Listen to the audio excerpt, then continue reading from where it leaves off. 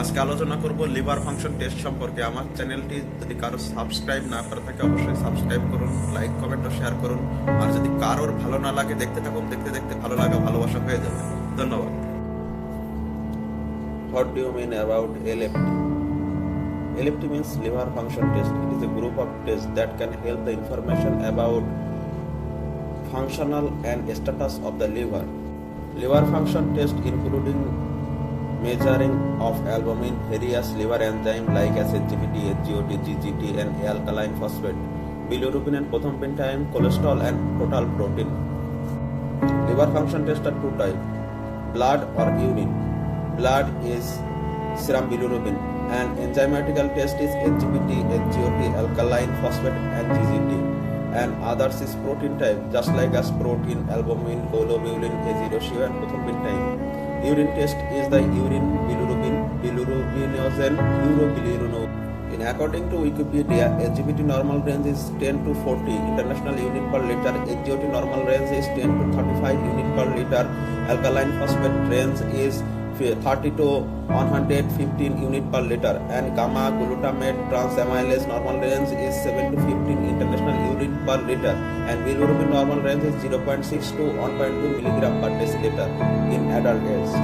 Causes of rising of SGPT, just like as viral hepatitis, toxic hepatitis due to drug, active cirrhosis, autoimmune hepatitis, liver tumor, liver cirrhosis, and obstructive jaundice, and infection of the mononucleosis.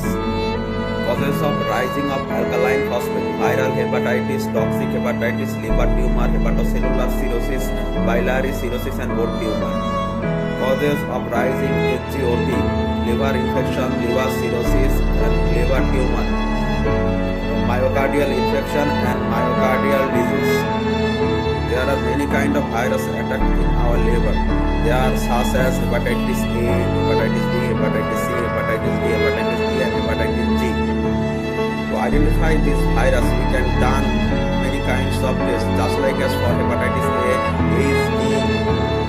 HAV-IgG, for hepatitis B, HbSAg, D scanning, hepatitis B ELISA, HbBC, IgG, IgM. For hepatitis C, anti-HCV, HCV, RNA. For hepatitis B, HBV, IgG, IgM. For hepatitis B, HEV, IgG, IgM. What is jaundice? Yellow color of the serum and mucous membrane and skin due to excess of the bilirubin with excess more than 3.0 milligram per day is called the jaundice. Jaundice are the three types: hemolytic jaundice, hepatocellular jaundice and obstructive jaundice. What is hemolytic jaundice? Hemolytic jaundice is a lot of breakdown of RBC causes the increasing percentage of the bilirubin is called hemolytic jaundice. What is hepatocellular jaundice? Hepatocellular jaundice is the cause of viral disease, cirrhosis, drug affected is called the hepatocellular jaundice because it attack the hepatocell. Obstructive jaundice for called the obstructive by the gallbladder stone, gallbladder tumor and carcinoma. For this reason we call this obstructive jaundice. In this reason increasing the lot of percentage of the bilirubin. The significant change in three type of jaundice. Then we see that about this test. If you follow the hemolytic jaundice, bilirubin is rising 1.2 to 3.0, not enough more.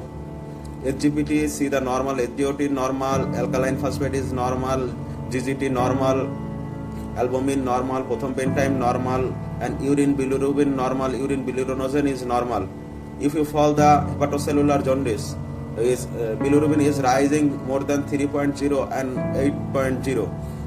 SGPT is high, SGOT high, alkaline phosphate is smaller high, GGT is smaller high, serum albumin low, and prothrombin time is prolonged.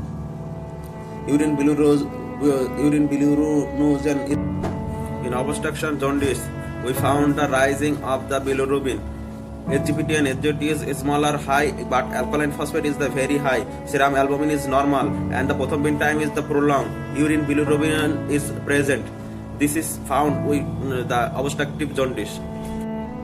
What is pancreatitis? Pancreatitis is the inflammation of the pancreas. It's called pancreatitis.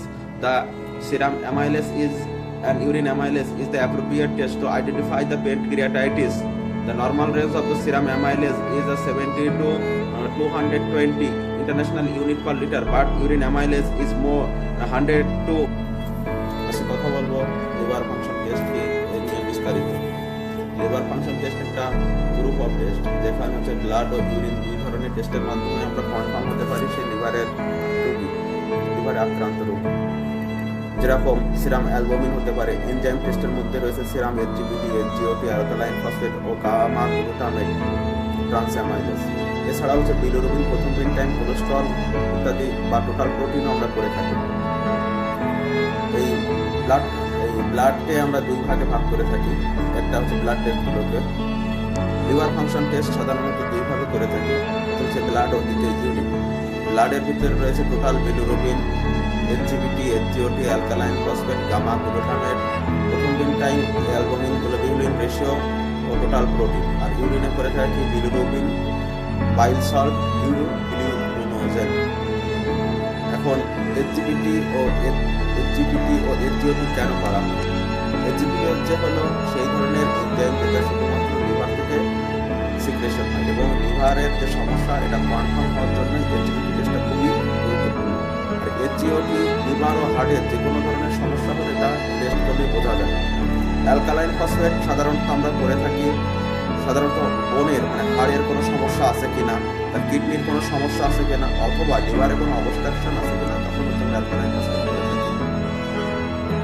এখন HGPT normal range কত? 10 থেকে 40 international unit per litre. আর HGOT normal range 10 থেকে 35 international unit per litre. Alkaline ফসফেটের normal range হচ্ছে 30 থেকে 115 unit per litre. আর gamma glutamate ট্রান্সঅ্যামাইলেজের নর্মাল রেঞ্জ হচ্ছে 7 থেকে 50 ইন্টারন্যাশনাল ইউনিট পার লিটার। এখন কি কি কারণে HGPT বাড়ে? প্রথম হচ্ছে ভাইরাল হেপাটাইটিস যদি কারো থাকে, মানে হেপাটাইটিস ভাইরাসে কেউ যদি আক্রান্ত হয়ে থাকে, যদি কেউ ভুল ওষুধ খেয়ে থাকে মানে ভুল ড্রাগ। তারপরে হচ্ছে লিভার সিরোসিস যদি থাকে, অটো ইমিউনো ডিসঅর্ডার যদি কারোর থাকে, তারপরে লিভারে টিউমার যদি কারোর থাকে, আর ইনফেকশন থাকে এবং ইনফেকশন অফ মোনোনিউক্লিওসিস মানে নিজের নিউক্লিয়াস নিজেকে ধ্বংস করছে এরকম ধরনের রোগ হলে তখন কিন্তু HGPT হাই হয়। অ্যালকালাইন ফসফেট হাই হয় ভাইরাল হেপাটাইটিসের কারণে হয়, টক্সিক হেপাটাইটিসের কারণে হয়, লিভারে কোনো অবস্ট্রাকশন যেমন টিউমার, তারপরে স্টোন এই ধরনের কিছু হলে হবে, লিভার সিরোসিস হলে হবে, বাইলিয়ারি সিরোসিস হলে হবে এবং বোন টিউমার হলে অ্যালকালাইন ফসফেট বাড়বে। এছাড়াও যদি HGOT বাড়ে, লিভারের যে কোনো সমস্যা থাকলে তো বাড়বে, মায়োকার্ডিয়াল ইনফেকশন থাকলেও বাড়বে, আর যদি আমার হার্টের যদি কোনো থাকে ডিজিজ থাকে সেক্ষেত্রেও কিন্তু আমার HGOT বাড়বে। কোন কোন ধরনের ভাইরাস আমাদের লিভারে সাধারণত এফেক্টেড করে তার মধ্যে হচ্ছে hepatitis A, hepatitis B, hepatitis C, hepatitis D, hepatitis E এবং hepatitis G। Hepatitis A HVAIGE টেস্টের মাধ্যমে জানি, যেটা সাধারণত সবার হয় এবং নিজে নিজে এটা নির্মূল হয়। হেপাটাইটিস B সবথেকে বেশি কঠিন একটি ভাইরাস। এই ভাইরাসটি সাধারণত আমরা টেস্ট করে থাকি স্ক্রিনিং টেস্ট যেগুলো আছে স্টিপের মাধ্যমে, এলাইজা করে, তারপরে হচ্ছে NT-HB-EAG করে, HBC, IgG, IgM করে বিভিন্নভাবে এগুলো আমরা পরীক্ষা নিরীক্ষা করে থাকি। হেপাটাইটিস C সাধারণত NT-HCV ও HCV RNA টেস্টের মাধ্যমে আমরা করে থাকি। হেপাটাইটিস E আমরা করে থাকি হেপাটাইটিস E, IgG, IgM টেস্টের মাধ্যমে এবং হেপাটাইটিস D ও একইভাবে হেপাটাইটিস D, IgG, IgM এর মাধ্যমে আমরা করে থাকি। এখন জন্ডিস কি? জন্ডিস হচ্ছে শ্রাম এবং মিউকাস মেমব্রেন আছে আমাদের, সেখানে অতিরিক্ত পরিমাণে হলুদ আভা যুক্ত কিছু যুক্ত হওয়ার কারণে, বাইল এক্সট্রাকশন যুক্ত হওয়ার কারণে যে হলুদ বর্ণের যে পিসাব বা শ্রামে যে হলুদ বর্ণ বৃদ্ধি পায় তাকে আমরা সাধারণত জন্ডিস বলি। জন্ডিস আমরা তখনই বলবো যখন বিলিরুবিনের পরিমাণ 3.0 উপরে মানে মিলিগ্রাম পার DL এর উপরে যাবে, তখন তাকে জন্ডিস বলি। আর এই গরমের সময় জন্ডিসের প্রভাবটা বেশি দেখা যায়। জন্ডিস সাধারণত 3 প্রকার হয়ে থাকে। এটা হচ্ছে হিমোলাইটিক জন্ডিস, হেপাটোসেলুলার জন্ডিস ও অবস্ট্রাকটিভ জন্ডিস। হেমোলাইটিক জন্ডিস আমাদের শরীরে অতিরিক্ত কায়িক পরিশ্রম বা যে কোনো ধরনের রোগের কারণে আরবিসি মানে রেড ব্লাড সেল ব্রেকডাউন হওয়ার ফলে এই হেমোলাইটিক জন্ডিসটা হয়ে থাকে। আর হেপাটোসেলুলার যে কোনো ধরনের ভাইরাস অ্যাটাক হয়, লিভার সিরোসিস হয়, তারপরে লিভারের যে কোনো ধরনের ভুল যদি ড্রাগ পুশ হয়, তখন কিন্তু আমাদের হেপাটোসেলুলার জন্ডিস বলে। হেপাটোসেল অর্থ হলো লিভারের যে কোষ, সেটা এফেক্টেড হয়। অবস্ট্রাকটিভ জন্ডিস, অবস্ট্রাকটিভ মানে হলো বাধা প্রদান করা। যদি আমাদের লিভারে কোনো জায়গায় যদি টিউমার হয় অথবা গল ব্লাডারে স্টোন হয়, যদি লিভারে ক্যান্সার হয়, লিভার ঠিক মতো কাজ না করে, তখন তো অবস্ট্রাকটিভ জন্ডিস বৃদ্ধি পাবে, মানে আমাদের অবস্ট্রাকটিভ জন্ডিস দেখা যাবে। কিভাবে বুঝবো যে আমরা জন্ডিসে এফেক্টেড হয়েছি? প্রথমে হাত পা হলুদ হয়ে যাবে, চোখের নিচে হলুদ দেখা যাবে, পেশাব হলুদ হবে, পায়খানার কালার সাদা হবে। আস্তে আস্তে ওজন কমতে থাকবে, বমি বমি ভাব আসবে, গায়ে অনেকের জ্বর আসবে, ভিটামিন এ, ডি ও কে এর অভাব দেখা যাবে শরীরের ভিতরে। এখন আমরা কিভাবে বুঝবো যে আমাদের কোন ধরনের জন্ডিস হয়েছে? যদি আমাদের হেমোলাইটিক জন্ডিস হয়, সেক্ষেত্রে সেরাম বিলিরুবিন শুধু হাই থাকবে এবং অন্যান্য যে টেস্টগুলো আছে যেমন SGPT, SGOT, alkaline phosphate, GGT, prothrombin time, albumin, AG ratio, total protein, এগুলো সবই নর্মাল থাকবে। হেপাটোসেলুলার জন্ডিস হলে বিলিরুবিন তো হাই থাকবে, এর সাথে হাই থাকবে এসজিবিটি ও এসজিওটি এবং সকল কিছু আমাদের নর্মাল থাকবে এবং প্রথমবিন টাইমের যে টাইমটা অনেক বেশি লং হবে।